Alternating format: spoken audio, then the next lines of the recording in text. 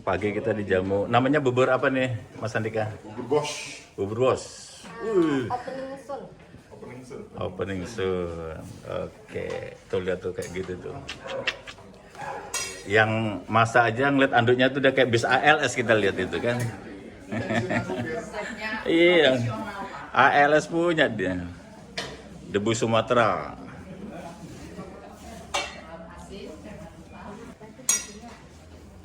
Jam berapa Mas masaknya tadi? Jam 3. Bangun jam 4 tadi. Jam 4. Oh, berarti masih fresh bener ini ya. Masih ngebul. Oke Mas, aku minta satu Mas. Baik. Jadi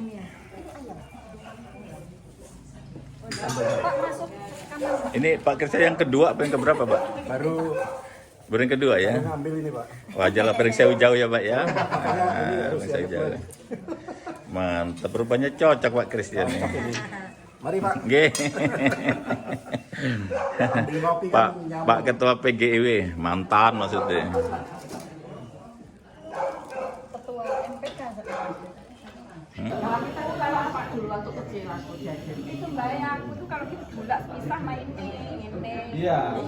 seruput Oh, tapi itu kan baik kan. kalau ini kopi ya Kopi. saya suka Nah, terus gula kelerangnya ini sudah dipotong-potong tinggal dimakan ya. iya sama Saya juga Lagi bahas minum teh pakai gula batu. pahit memang. Manis ya. Ya, serunya nih, ini persiapan mau sidang.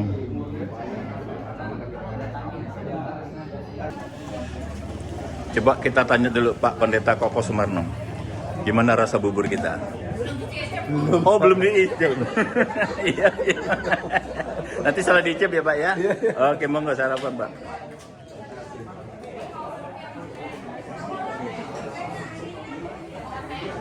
Kita kerjakan, kita harus mendengar suara Tuhan. Dari mana kita bisa mendapatkan suara Tuhan? Dari kebenaran firman Tuhan. Jika apapun yang kita lakukan, yang kita kerjakan sesuai dengan firman Tuhan, maka itulah suara Tuhan. Atau di Perjanjian Baru itu lebih sering dikatakan kehendak Tuhan. Nah, jadi ini hal penting. Bagaimana supaya kita bisa mendengar suara Tuhan? Apakah ini menjadi hal yang penting juga sebagai orang percaya untuk mendengar suara Tuhan? Tapi banyak orang yang bingung, bagaimana mendengar suara Tuhan? Apakah saya harus seperti Yesaya, harus bermimpi dulu atau berhayal? Zaman sekarang begitu. Tidaklah demikian. Ada dua hal khususnya untuk mendengar suara Tuhan. Yang pertama adalah melalui kesetiaan kita hidup di dalam doa. Sudahkah kita sebagai para pelayan Tuhan memiliki hubungan pribadi dengan Tuhan melalui doa? Mungkin doa saat teduh, doa hadir dalam persekutuan. Setiap hari ada doa. Nah, ini adalah wujud kita mau mendengarkan suara Tuhan. Lalu hal yang kedua, untuk kita dapat mendengarkan suara Tuhan, kita harus membaca Alkitab. Membaca firman Tuhan itu. Banyak saya diskusi dengan beberapa jemaat yang ada di kelompok. Itu ketika saya tanya, Bapak biasa membaca Alkitab enggak? Ternyata jawaban mereka, ya, baca. Tapi kalau pas ibadah saja. Lalu sehari-hari biasa enggak dibaca. Ya ada Alkitabnya, tapi enggak kebaca, enggak sempat. Nah, bagaimana bisa mendengarkan suara Tuhan setiap saat? Maka harus membaca firman Tuhan. Terus saya tanya pada beberapa jemaat juga, apa di sini nggak ada Alkitab sehingga tidak bisa baca? Gitu. Ternyata setelah ditunjukkan ke saya itu di situ hanya 2 orang, Alkitabnya itu lebih dari 2. Dan saya coba ke jemaat yang lain juga demikian. Ternyata Alkitabnya banyak sekali di rumah. Gitu. Cuman yang jadi persoalan adalah tidak dibaca. Bahwa Tuhan rindu, memiliki kerinduan bagi semua orang yang percaya. Kita harus mendengar suara Tuhan, bahkan kita harus tegas menjawab, ini aku, utuslah aku, dan kita siap menjadi utusan Tuhan. Kiranya firman Tuhan ini menjadi dasar untuk kegiatan hari ini, bahwa sebuah ketegasan dalam pelayanan itu sangat diperlukan bagi bagi kita semua orang-orang percaya. Amin untuk firman Tuhan. Mari kita mengucap syukur dalam doa.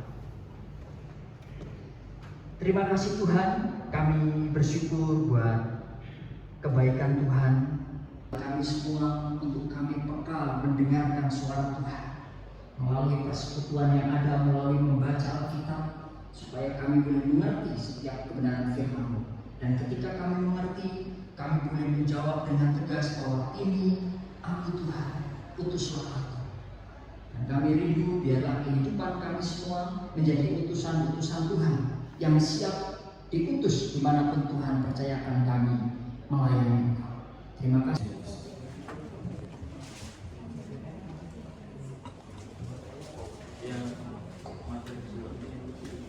Selama masa aplikasi ini mengenai sejarah gereja. Judul di dalam paper sejarah gereja ini adalah GKSBS Tanjung Karang yang berlaku dalam panggilan Allah di tengah konteks Lampung sebagai daerah transmigrasi. Saya merefleksikan sejarah gereja ini berdasarkan perspektif dari teori konflik dan perdamaian Johannes Lampung.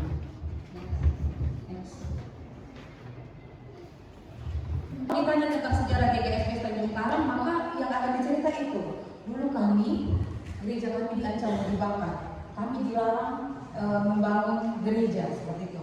Bapak Ibu, kalau kita melihat dari perspektif konflik dan kekerasan ini, maka itu bisa kita lihat sebagai kekerasan kultural yang bisa juga masuk di dalam kekerasan struktural. Tidak terlihat orangnya, dan di situ kita dibungkam oleh sesuatu yang namanya kita seperti diindoktrinasi bahwa memang orang Kristen dan orang Jawa berhak mendapatkan kekerasan. Daya kritis kita dilumpuhkan untuk iya sih, kita kan minoritas, wajarlah dilarang gereja ini mau dibangun. Gitu. Mungkin sampai hari ini GKSBS Tanjung Karang juga gak pernah berpikir mau memperbesar gereja ini, karena sudah terindoktrinasi bahwa sebagai yang minoritas, apalagi pendatang dari Jawa, nggak mungkin. Kita pasti akan dilarang dari masyarakat, dan itu wajar. Nah, itu tuh kekerasan yang tidak terlihat, dan kita menganggap itu sebagai suatu kewajaran. Next. Kalau begitu, bagaimana dengan damai?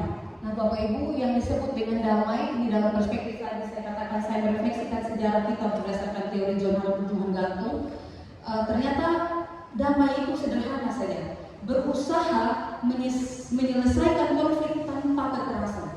Karena ini PPAG ini kira-kira hal langkah strategis apa ke depannya yang bisa diusulkan sebagai hasil dari refleksi teologisme yang luar biasa tadi, apa yang harus kita kerjakan? Tadi sudah ya, yang plural urban itu sudah gitu. Tapi apa untuk ajaran GKSBS atau teologi atau apapun yang bisa Seorang calon pendeta GKSBS yang nanti basis pelayanannya di Tanjung Karang. Satu kesan yang saya dapatkan, dan saya pikir ini bukan kesan, ini fakta begitu. Agaknya PPA GKSBS itu segera datang kepada jemaat, karena ada satu hal yang paling penting untuk memikir Tanjung Karang saja, mulai dari Pakuman sampai Kerang, yaitu meng-GKSBS-kan diri. Karena lain cara baca Alkitab. Kalau kita sudah meng-GKSBS-kan diri, satu ayat baca dengan sudut pandang GKSBS itu lain sekali, akan menjadi hidup, menjadi luar biasa. Makanya saya berharap sekali, saya dan misi saya dalam beberapa tahun ini, Tanjung Karang harus meng-GKSBS-kan diri gitu. Jadi jangan lagi sekarang bercerita aku mau pulang ke Jawa, aku mau ke Kurku Jawa, kalau ke Kurku GKJ, GKI, GPIB, HKBP, jangan begitu. Besarkan GKSBS itu dengan kita bangga terhadap gereja kita gitu ya. Dan ya itu Pak, pesan buat sinode, bagaimana caranya PPAG ini supaya segera turun, karena banyak pertanyaan Pak, kenapa dalam wajib dalam tim, bagaimana sudut pandang GKSBS ini, ada isu segala macam ya. Jadi hal yang paling penting, krusial saya pikir di jemaat Tuhan di GKSBS Tanjung Karang ini, meng-GKSBS-kan diri. Itu nanti dari nyata dari bawah, apakah sudah ada bunyi di GKSBS sana atau belum. Oke, jam 12 hari Sabtu 6 Maret 2024. Kita break dulu Sudah 2 materi. Yang pertama tadi apa ya? Sejarah gereja ya. Terus PPAG rampung. Nanti materi 3 dan 4 setelah makan siang jam 1 nanti.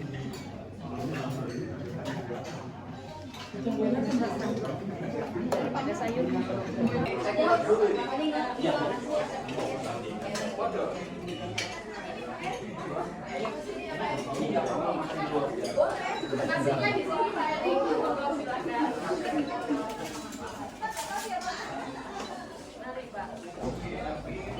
Pokoknya menu kita istimewa.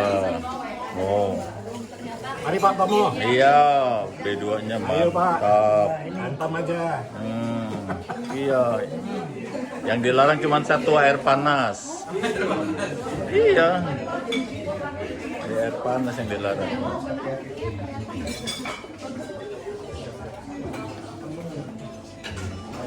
Itu adalah anti gratis. Jadi perspektif sinode ini anti gratis dan sangat mengutamakan kesetaraan. Ya, seperti fondasi kesetaraan itu sesuatu yang digaungkan. Kalau baca buku dalam gereja ini bisa dihitung kalau kita punya sofa ini ada berapa kata kesetaraan di dalam. Jadi penting sekali. Maksudnya apa? Tumbuhan yang terdiri dari akar, batang dan daun betul. Batang itu membawa makanan, akar itu menarik makanan, dan daun itu berfotosintesis betul. Fungsinya berbeda-beda, tetapi dalam perbedaan itu mereka setara.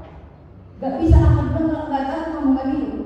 Gak bisa daun bilang gak ada saya kamu gak hidup. Jadi kesetaraan itu sesuatu yang penting. Nah, wujudnya dalam presbyterian sinodal adalah jabatan pendeta, penatua, dan diaken itu setara. Itu alasan saya ingin orang tua saya nanti hadir ketika saya penagihan, supaya jangan sakit hati. Kalau lihat pendetanya di sini setara, sebab di GKS pendeta itu tinggi, primus inter pares dia lebih tinggi.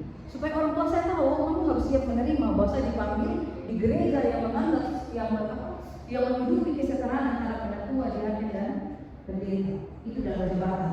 Kemudian setara dalam kepemimpinan, mau MPJ, majelis pimpinan jemaat, majelis pimpinan klasis dan sinode itu dipandang sebagai setara. Demikian juga jemaat, klasis dan sinode itu setara, gitu ya. Terus apa yang membedakan? Yang membedakan adalah wilayah pelayanannya.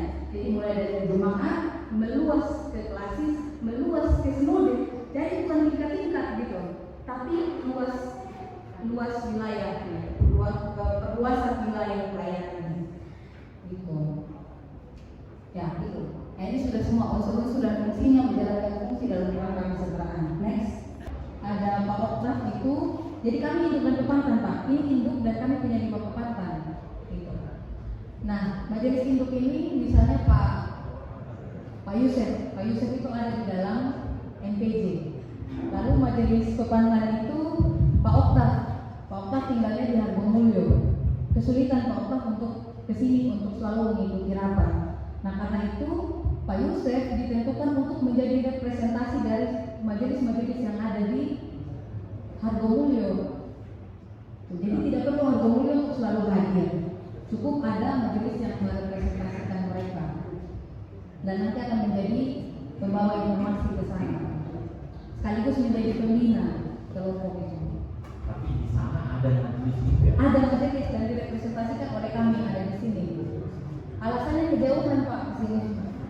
Apa? Lokasinya tidak memungkinkan. Iya, di MPJ.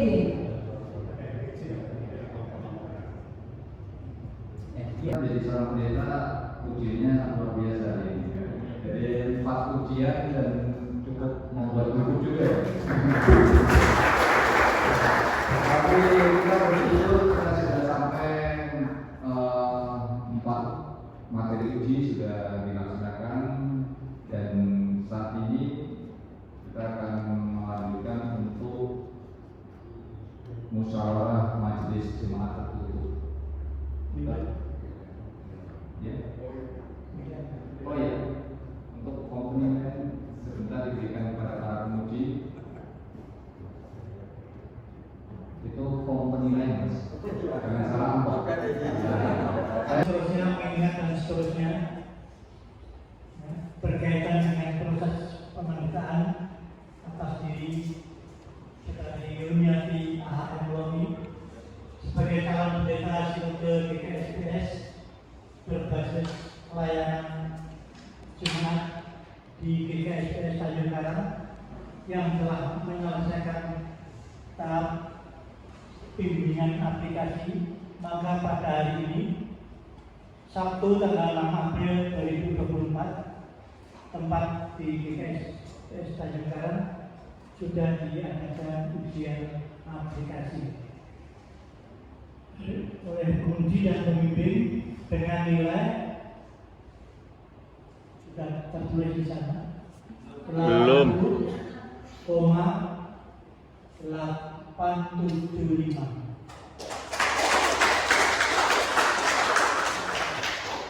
Belum itu baik ya.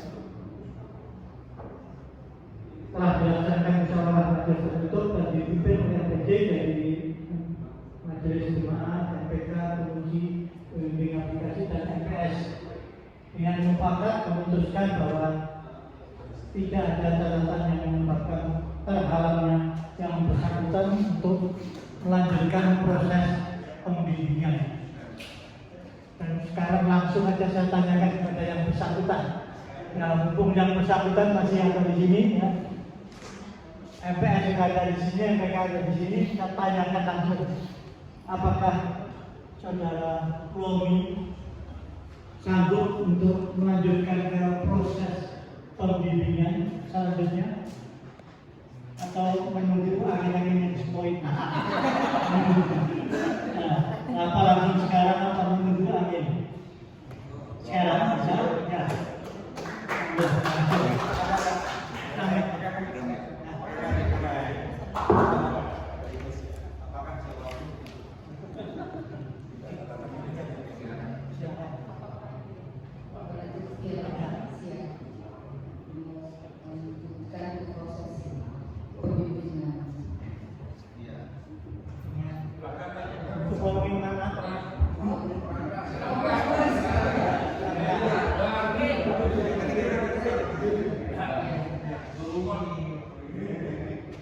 Dengan segenap hati saya siap melanjutkan ke proses pembimbingan.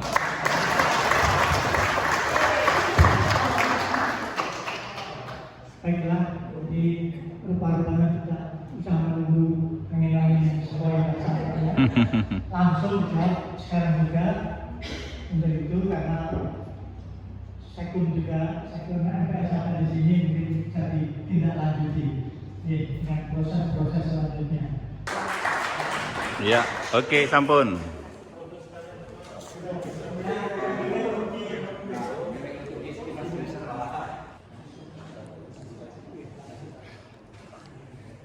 Oke, cukup. Ye. Boleh minta satu kali balik biar dapat dari Pak Tomo dari Oh, gitu ya. Ini video kita dengarkan komentar dari Mbak Lomi dulu sedikit. Monggo Mbak Lomi. akhirnya bisa tidur, Pak.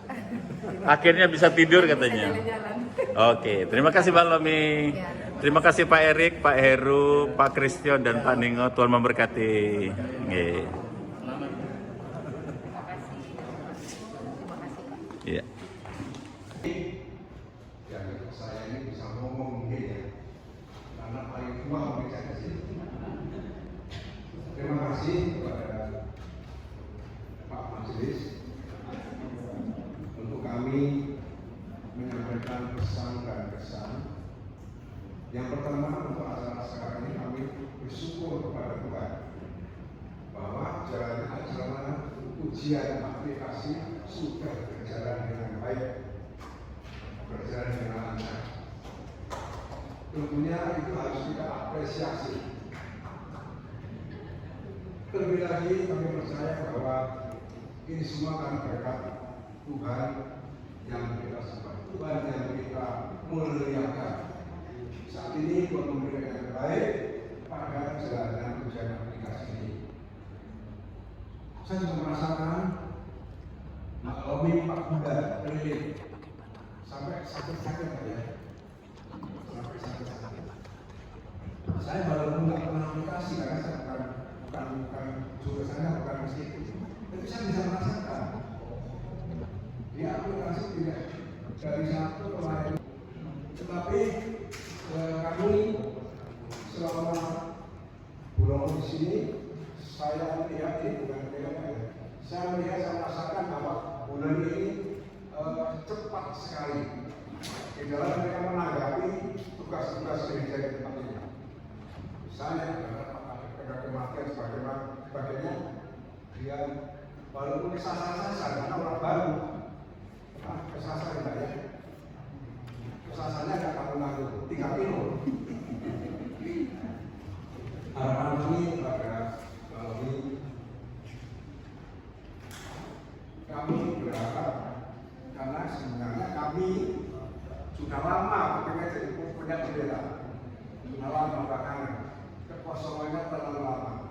Sekarang ada melalui yang apalagi kalian bersedia untuk melanjutkan ke tingkat penentuan.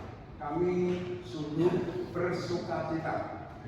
Harapan kami, maklumi jangan pergi ya. Saya jangan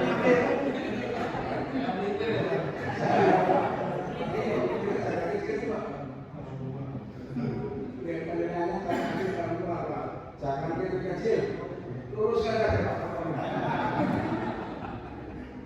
Ya, tapi saya jadi tidak bisa ngantar panitia.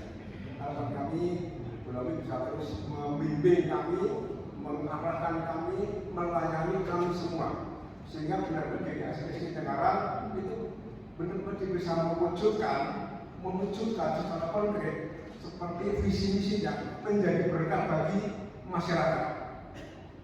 Itulah harapan kami. Selama ini sudah menjadi berkah bagi masyarakat, tapi belum begitu menggigit Pak Ketua, belum begitu menggigit. Kita semua masih ada di dalam apa ya? Antar kita terjadi. Oleh karena itu kami berharap mudah-mudahan dengan adanya dipilih bendera kami semua jemaat GKSP Tenggarang semakin maju. Maju apa ya? Ya semakin maju lah, semakin bertumbuh. Termasuk juga pertumbuhannya dan bertumbuh segala-galanya. Keaktifan daripada jemaat semakin terkoordinir oleh Ibu. Ini bukan membebankan Ibu, tapi ini memang apa ya? Itulah kenyataan yang kami perlukan, yang kami butuhkan. Saya kira hanya sekian sambutan kami. Kurang lebihnya kami mohon maaf. Karena saya tidak bisa bicara.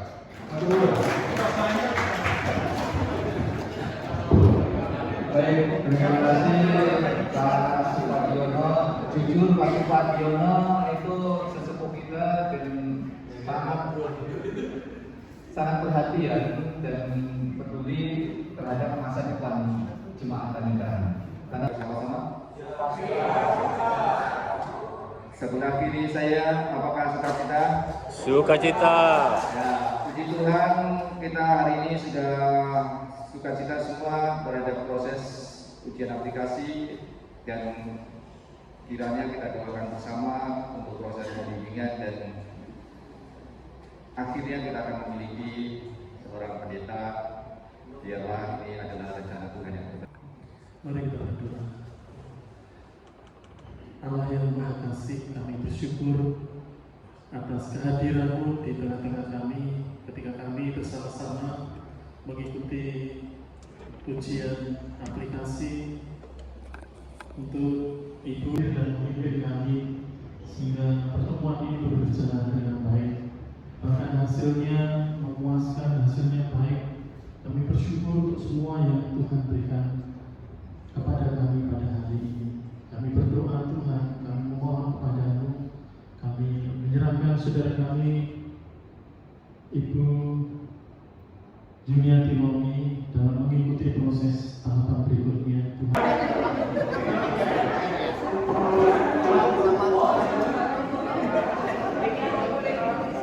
Bapak Ibu yang berkenan untuk foto bersama dengan Naomi dan kita bersama dapat di depan Bapak Ibu jemaat.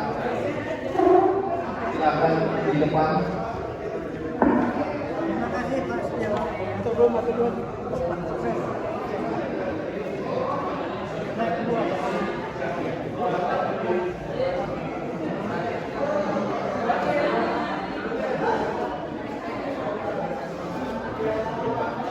Sekarang video saya mau tanya kepada Om Markus apa kesan dan pesan tentang ujian aplikasi Mbak Lomi hari ini. Lelah yang terbayarkan. Ya? Lelah yang terbayarkan. Lelah yang terbayarkan. Mas Bro, Sukses dan lancar. sukses dan lancar. Pak Sugio Pranowo. CPND Lomi memang oke. Oke. Lanjutkan. Oke. Pak Sutino. Pulau memang oke. Oke. Terima kasih. Sampai jumpa lagi.